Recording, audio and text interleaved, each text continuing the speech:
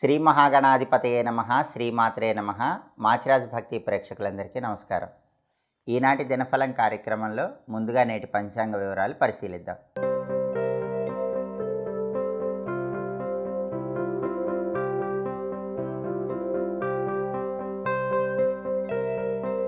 October 12 బుధవారం దినఫలాన్ని పరిశీలిస్తే తదియ తిథి ఉంది.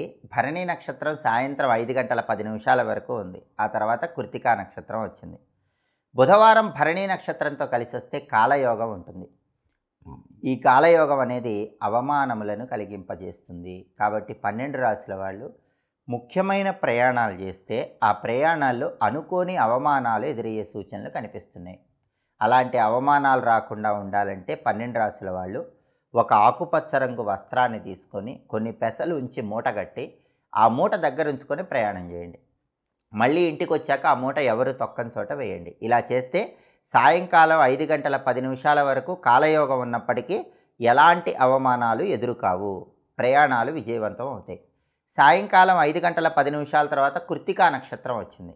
బుధవారం కృత్తికా నక్షత్రంతో కలిసి వస్తే సిద్ధి యోగం ఉంటుంది. ఈ సిద్ధి యోగం అనేది కార్యసిద్ధిని కలిగింపజేస్తుంది. కాబట్టి సాయంకాలం 5 గంటల 10 నిమిషాల తర్వాత ప్రయాణం చేస్తే మాత్రం ఎలాంటి పరిహారం అవసరం లేదు.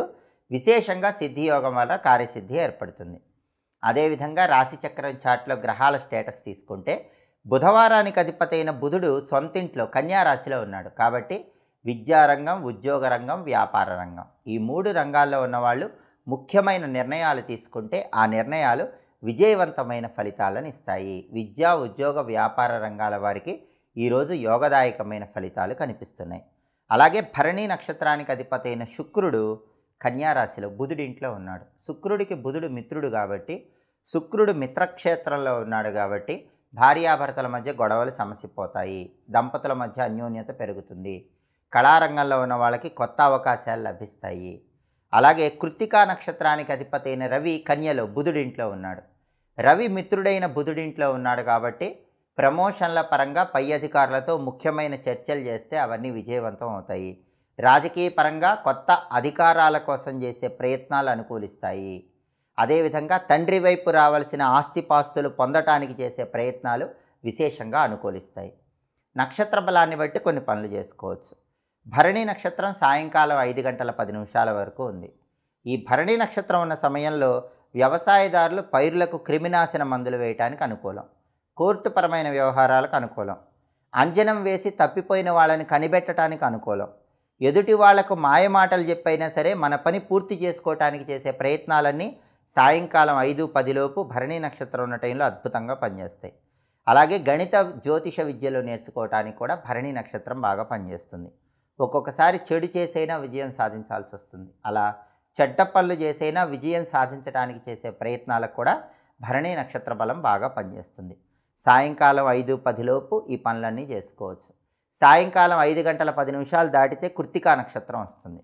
ఈ కృత్తికా నక్షత్రం ఉన్న టైంలో ఆపరేషన్లు చేయించుకుంటే చాలా మంచిది. అవన్నీ విజయవంతం అవుతాయి. కోర్టుపరమైన వ్యవహారాలు నిర్వహించుకోవచ్చు. కోర్టు పరంగా ముఖ్యమైన వ్యక్తులను కలుసుకోవచ్చు. శివదీక్ష తీసుకోవాలంటే కూడా సాయంకాలం 5-10 తర్వాత తీసుకుంటే మంచిది.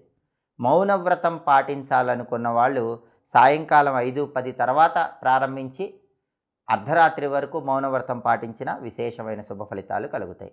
సాయంకాలం 5-10 తర్వాత కృత్తికా నక్షత్రం ఉన్న టైంలో ఈ పనులు చేసుకోవచ్చు. అలాగే ఈ రోజుకు ఒక ప్రత్యేకత ఉంది. అదే అట్ల తద్దె. అట్ల తద్దె గౌరీదేవికి ఎంతో ప్రియమైన రోజు కాబట్టి 12 రాశుల వాళ్ళు గౌరీదేవి కటాక్షం వల్ల విశేషంగా కార్యసిద్ధి లభించాలంటే పని మీద బయటికి వెళ్లే ముందు ఓం హ్రీం గౌరీదేవ్యై స్వాహ ఈ మంత్రాన్ని 21 సార్లు చదువుకొని బయటికి వెళ్ళాలి. ఓం హ్రీం గౌరీదేవ్యై స్వాహ ఈ మంత్రం చదువుకొని వెళితే అన్ని రంగాల వారికి యోగదాయకమైన ఫలితాలు కనిపిస్తాయి. 12 రాశుల వాళ్ళకి అనుకున్న పనులు అనుకున్నట్లు పూర్తి చేసుకోవచ్చు. విశేషంగా కార్యసిద్ధి ఏర్పడుతుంది. అలాగే బుధవారం కాబట్టి ఉదయం 6-7 మధ్యలో, మధ్యాహ్నం 1-2 మధ్యలో, రాత్రి 8-9 మధ్యలో బుధహోర ఉంటుంది. ఈ బుధహోర ఉన్న సమయంలో కోర్టు వ్యవహారాలు ప్రారంభించడానికి అనుకూలం. సంగీత, జ్యోతిష, వాస్తు, గణితపరమైన విద్యలు నేర్చుకోవటానికి అనుకూలం. టెక్స్టైల్ బిజినెస్ స్టార్ట్ చేయడానికి, గోల్డ్ బిజినెస్ స్టార్ట్ చేయడానికి బుధహోర బాగా పనిచేస్తుంది. అలాగే ఎవరైనా బంగారు ఆభరణాలు కొత్తగా ధరించాలంటే బుధహోరలో ధరిస్తే చాలా మంచిది. లక్ష్మీ కటాక్షం కలుగుతుంది.